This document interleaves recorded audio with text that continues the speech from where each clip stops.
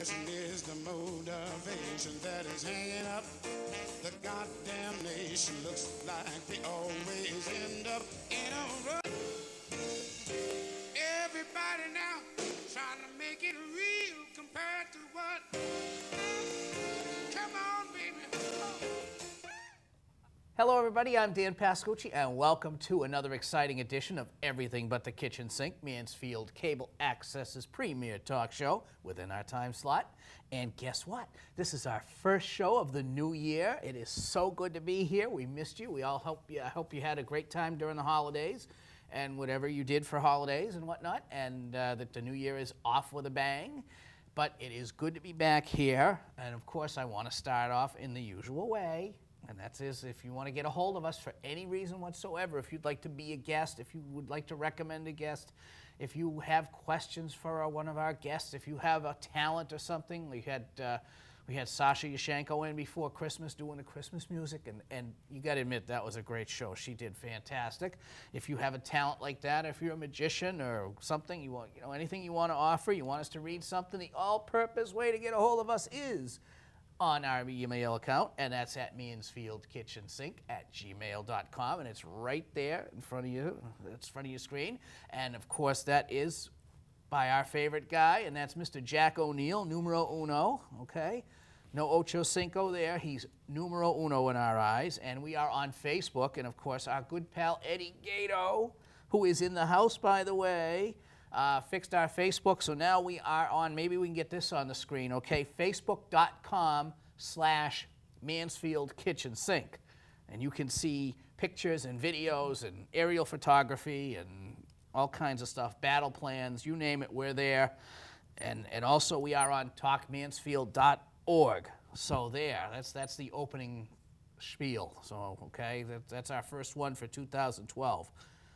So now, I want to start off by saying just around 2 years ago, a lovely young lady came up out of nowhere, and not a politician of any type, but a mom that cared and had an issue and went to her local state rep, and things didn't work out too well, and the end result was that she actually ran against a 20-year incumbent and pulled off probably the biggest victory of the state in that election, and worked really hard, and has, she's made a good name for herself, and so she is definitely what I'd call an unpolitician. She's a state rep, but she is not a politician. She is still a working, caring mom who is driven and is the right kind of person to have representing you. So if you're fortunate enough to be in Taunton, and also you know her from here. She's been on,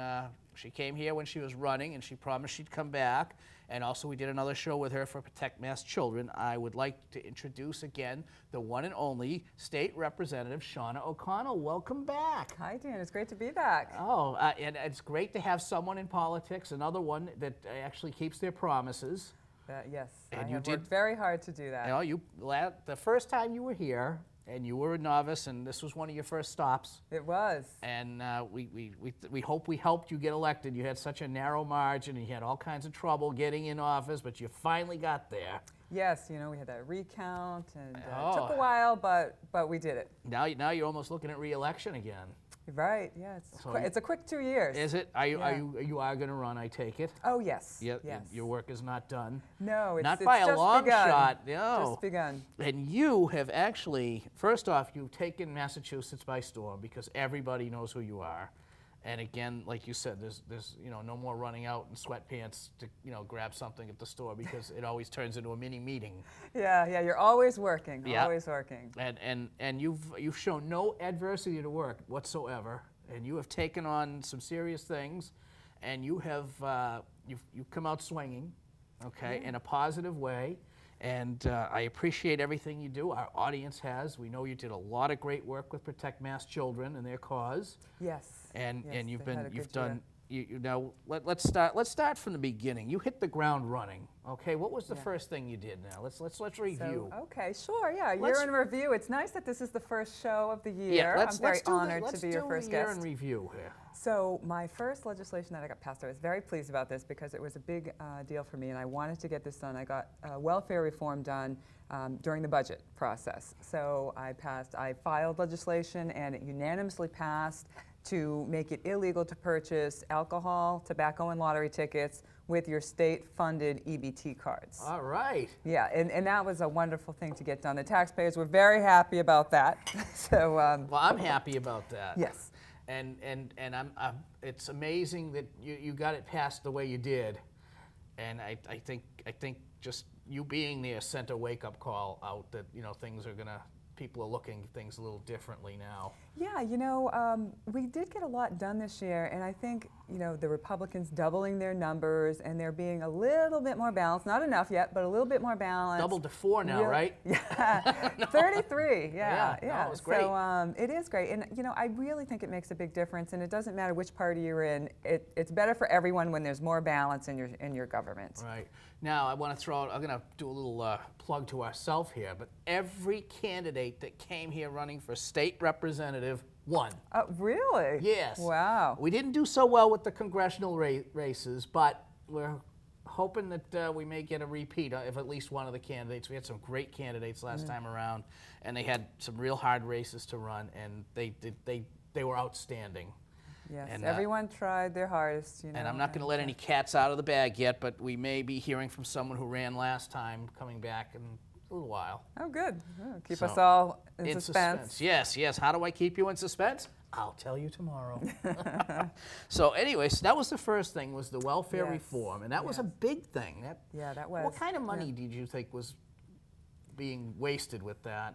I mean, it's really hard to tell, and that has led us to my next piece of legislation. Right, which is why you're here tonight. Yes. Okay, see, we do this. This is great. We know how, we set the stage now, okay, because you are here, out of the goodness of your heart, but not strictly out of the goodness of your heart. You're here because, again, you have been in the news, Major League, okay, and not for any warrants or anything like that, which is always nice. You haven't totaled any police cars or anything? No, clean record. Clean record, okay. You don't drive over 100 miles an hour? Absolutely not. Okay. I did get a parking ticket a couple months ago, but. Well, we'll see if we can edit that out, you know. And I paid it. Yeah. So now you, okay, you are drafting, or you have drafted new legislation? Yes, it's passed. The welfare one is passed. Yes, so now we did the first one, the EBT, the no buying tobacco, lottery tickets, and alcohol. And, you know, a lot of people said, you had to pass legislation to prohibit that? You're kidding. Seems strange, doesn't it? It does, but we did. And so we've, of course, over the course of the year, had a few more stories about the abuse that goes on with these EBT cards, these taxpayer-funded benefits. And so I filed legislation to form a commission to study what these problems are, what the fraud is, and so that we can put in place the right tools, the right policies, the right restrictions to stop some of that abuse. And now, and speaking of all this, in the middle of all this, there was a police investigation. I guess there was a police sting or some sort of investigation in Lynn? Yes. Okay. And now, why don't you explain to everybody what that was all about? Sure. This will get you, okay? Yeah, so it was, I think it was the state police, the local police, and I'm not sure who else was involved. A lot of people were involved. It was a big project for them. And what they uncovered was a convenience store where people would go in with their EBT cards, purchase groceries, which they wouldn't really get. So they'd purchase $80, ring up $80 worth of groceries.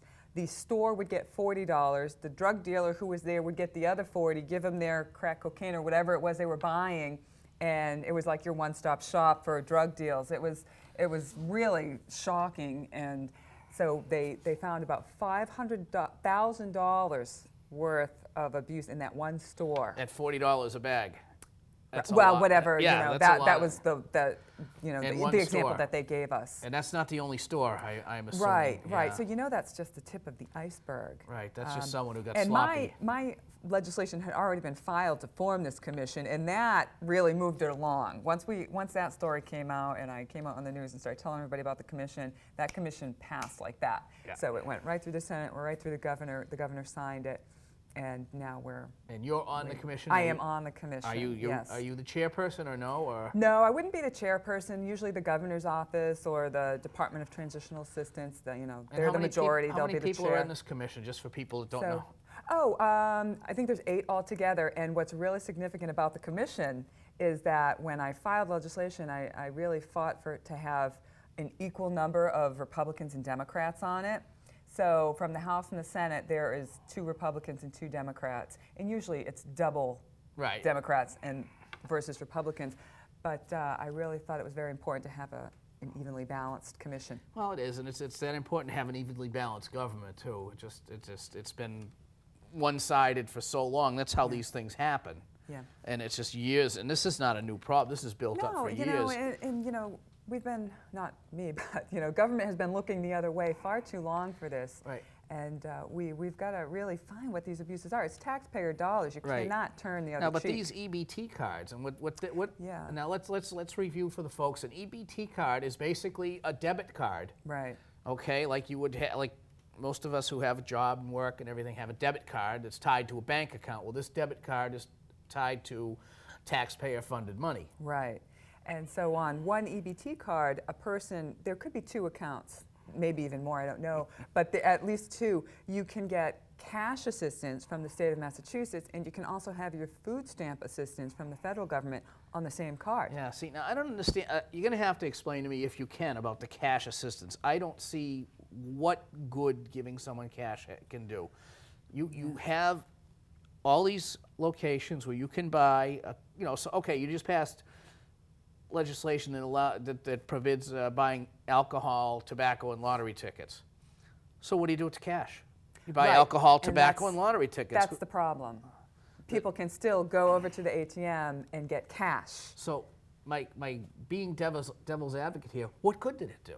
Right. Well, it did do some good. It stopped the honest people. Right. And store retailers, they have some stake in the game, because if they get caught selling it, just like if you get caught selling a minor cigarettes, you're going to get in trouble. So if they get caught selling these, taking money from the EBT cards for these purchases, they're going to get fined, and so are the people that use them. But where do you get the cash? If you get the EBT card, can you go to an ATM? You can. So so Joe Liquor Store, you walk in and give him $20 and you buy alcohol. Right. He doesn't question where he doesn't say. He may ask you how old you are, but he's not going to say where did you get the money. No, and that is the problem, Dan. So Right. and that's what we have to go further and fix the problem. That was a Band-Aid that helped to stop a small portion of the problem, but that was just the tip of the iceberg as well. Yeah. And we need to put a lot of restrictions on these cards. There's no restrictions on the cash, so we need to find. We need to limit the cash access. I can't see because there's not too many things that you can't buy with an EBT card that you need. Right. And now let me. So I don't know what you need cash for.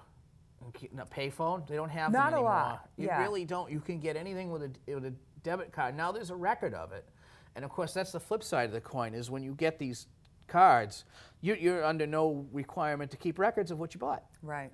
So you don't, you could take cash out and you don't have to, it'll show that you went to store and you bought milk for your children and you bought bread and you bought pancakes, but you can take cash and buy, alcohol, tobacco, and lottery tickets. It's not going to show you that. Right. So there's things that we can do. There's a number of things that we need to look at, and I think some of them are restricting the stores that can accept EBT cards. Stores that sell mostly alcohol should not even, in my opinion, be allowed to accept these cards. Right. Why should you? Nail salons. Yeah. So there's a lot of stores that should not even be allowed to accept these cards. Oh yeah, I think if you're on state assistance and government assistance, I think nail salon would be the last place you'd really need to be. Yeah. And again, it bothers me because I see, I see the generosity of people in general. And that's people don't let other people starve in general. And without, you know, regardless of what the government, we have a food pantry in Mansfield. It's a very popular food pantry. It's very well operated, very well run, and you know, and they, unfortunately, they do a booming business. Yeah, Okay, yeah. but it's there for people who are in need. Right. Okay, and it just bothers me to see that the